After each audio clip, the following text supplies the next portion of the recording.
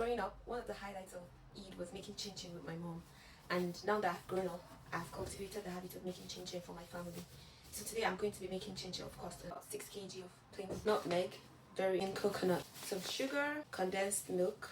It makes your chinchin lush. Milk and, before I forget, butter. I pour in my flour first.